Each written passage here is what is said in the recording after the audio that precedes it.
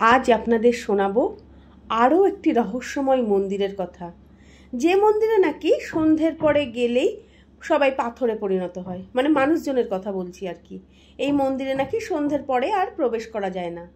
এই মন্দিরটি রাজস্থানের বাড়মেয় জেলায় মরুভূমির মধ্যে অবস্থিত।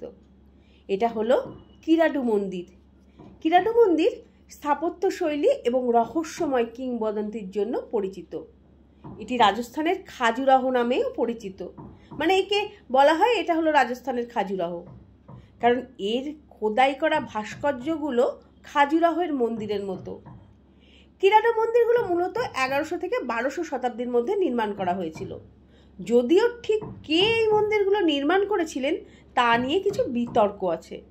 তবে প্রাপ্ত শিলালিপি থেকে যা জানা যায়, এখানে পারমার এবং চৌহান রাজারা শাসন করতেন, যারা গুজরাটের সোলাঙ্কি রাজবংশের অধীনে ছিল।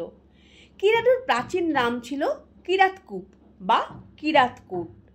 একসময় এটি একটি সমৃদ্ধ জনপদ ছিল এবং ধর্মীয় সংস্কৃতির কেন্দ্র হিসাবেও পরিচিত ছিল। এই মন্দিরের সঙ্গে জড়িয়ে রয়েছে একটি ভয়ঙ্কর জনশ্রুতি। এই মন্দিরে নাকি সন্ধ্যের পর থাকলেই সে পাথরে পরিণত হয়। কি সেই জনশ্রুতি, সেটাই বলবো আজকে আপনাদের। এই মন্দির নিয়ে ভয় ও রহস্য নাকি তৈরি হয়েছে এক সাধুর অভিশাপ থেকে। বলা হয় বহু যুগ আগে এক সিদ্ধ পুরুষ তার শিষ্যদের নিয়ে এই মন্দিরে বসবাস করতেন। একবার তিনি শিষ্যদের সেখানকার রাজা এবং প্রজাদের ভরসায় রেখে তপস্যা করতে যান। শিষ্যদের যত্ন নেওয়ার অনুরোধ করেছিলেন রাজাকে, কিন্তু রাজা এবং তার প্রজারা প্রত্যেকেই নিজ নিজ কাজে এতটাই ব্যস্ত হয়ে পড়েছিল যে শিষ্যদের দিকে আর মনোযোগ দিতে পারেনি।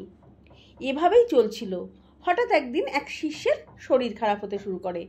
গ্রামবাসীদের কাছে সাহায্য চাইতে গেলে কেউ কিন্তু তাদের সাহায্য করেনি। বিষয়টি জানতে পেরে ঋষি অত্যন্ত ক্রুদ্ধ হয়েছিলেন এবং গোটা গ্রামকে অভিশাপ দিয়ে দেন যে কেউ যদি সূর্যাস্তের পরে এই মন্দিরে প্রবেশ করে তাহলে সে পাথরে পরিণত হবে। এত যুগ কেটে যাওয়ার পরেও রাজস্থানের কোনো মানুষ সন্ধ্যের পরে এই মন্দিরে প্রবেশ করে না। এমনকি রাজস্থান সরকারের তরফেও সন্ধ্যার পরে নাকি এই মন্দিরে যাওয়া নিষিদ্ধ করা হয়েছে।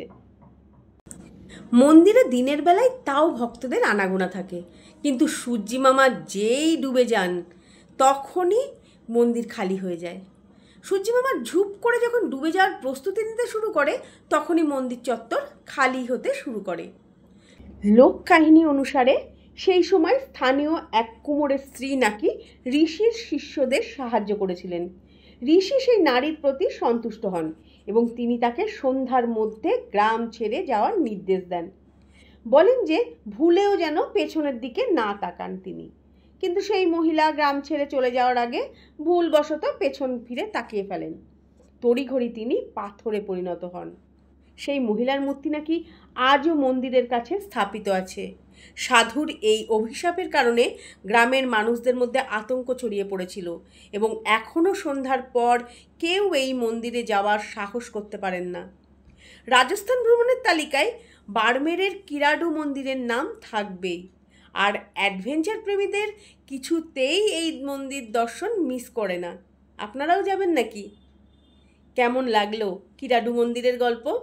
ভালো লাগলে লাইক, কমেন্ট আর শেয়ার করবেন। ভালো থাকবেন।